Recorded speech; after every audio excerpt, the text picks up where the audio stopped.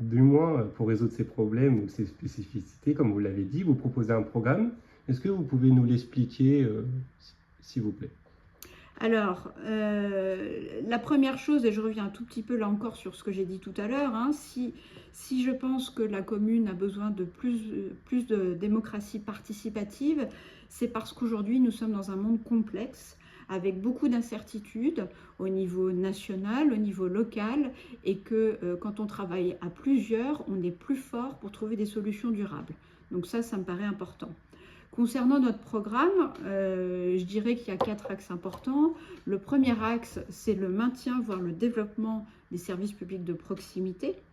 Le deuxième axe, c'est finalement ce que je viens d'évoquer autour des démarches de démocratie participative et puis de la force du collectif, mieux travailler ensemble sur la commune avec l'écosystème des acteurs. Le troisième point, c'est préparer l'avenir. Là encore, on vient un petit peu de l'évoquer. Saint-Philbert a grandi, on arrive à 10 000 habitants. Il y a également le lycée qui va ouvrir à la rentrée. Donc ça, c'est un sujet important. Je vous ai parlé tout à l'heure de la démographie, des événements climatiques. Et donc cet avenir-là, il doit se préparer. Il y a des choses très concrètes à faire. Il y en a d'autres qui vont nécessiter des études. Par exemple, quand on pense à tout ce qui est aménagement, plan climat, etc. Mais si je reviens par exemple au lycée, il va y avoir des dossiers sur lesquels il va falloir avancer très vite. Je pense à une résidence jeunes travailleurs et jeunes actifs, notamment pour les BTS qui arrivent au lycée, mais pas que. Voilà, donc il y a tout un tas de sujets. Concernant aussi les sujets en lien avec le lycée, on a tout ce qui a trait à l'aménagement autour du lycée, puisque ça n'est pas finalisé. Et puis on a le fait qu'il va falloir accompagner ce lycée. Ça sera à terme jusqu'à 1500 jeunes. Comment ces jeunes vivent, viennent, bougent sur le territoire. Est-ce qu'ils peuvent venir jusqu'au centre-bourg? Quel lieu de convivialité on propose? Et puis, je terminerai juste par un point important qui est souvent revenu quand on a rencontré les habitants ces dernières semaines, c'est la sécurisation. La sécurisation des emplacements, la sécurisation des jeunes, les mobilités. Ça va générer aussi beaucoup de trafic avec les cars.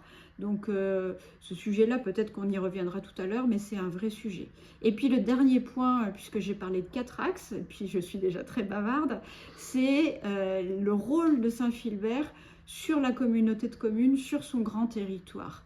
Et ça, c'est important parce qu'aujourd'hui, nous avons une municipalité qui ne participe pas, qui ne participe plus aux instances et aux conseils de la communauté de communes, de grands lieux communautés. Et ça, c'est inacceptable. Pourquoi ? Parce qu'une partie aujourd'hui des compétences, des thématiques sont gérées par la communauté de communes. Et donc, il est indispensable d'aller y siéger, d'être moteur, d'être proactif pour travailler avec les autres communes dans une logique d'alliance pour pouvoir même monter des projets ensemble. Ok. Donc si je comprends bien, excusez-moi, vous voulez d'une mairie plus participative autant au sein de notre commune que dans le département, c'est ça? Oui, tout à fait, parce que je reviens à ce que je disais tout à l'heure.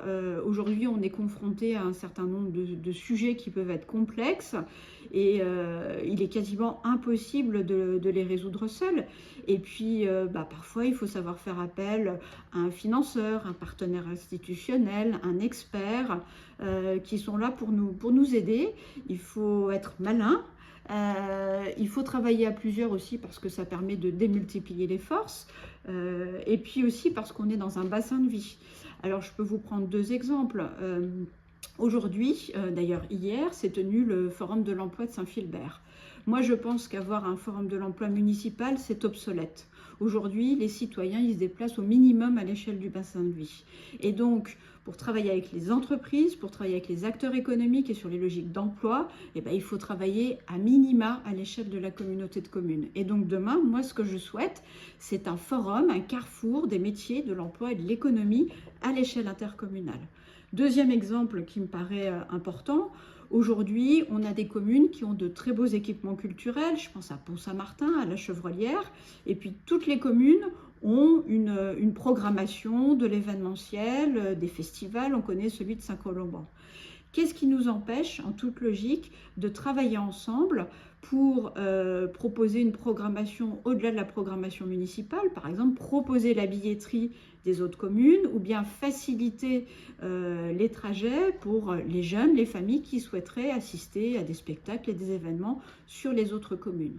En tout cas, moi, j'œuvrerai dans ce sens. Ce qui ne veut pas dire, au contraire, que j'abandonne l'identité et la culture de notre commune. Au contraire, par exemple, concernant l'abbatiale, moi, ça me paraît essentiel qu'on puisse travailler sur un parcours culturel et patrimonial sur la commune, notamment via l'abbatiale, pour valoriser notre patrimoine et le mettre aussi en avant.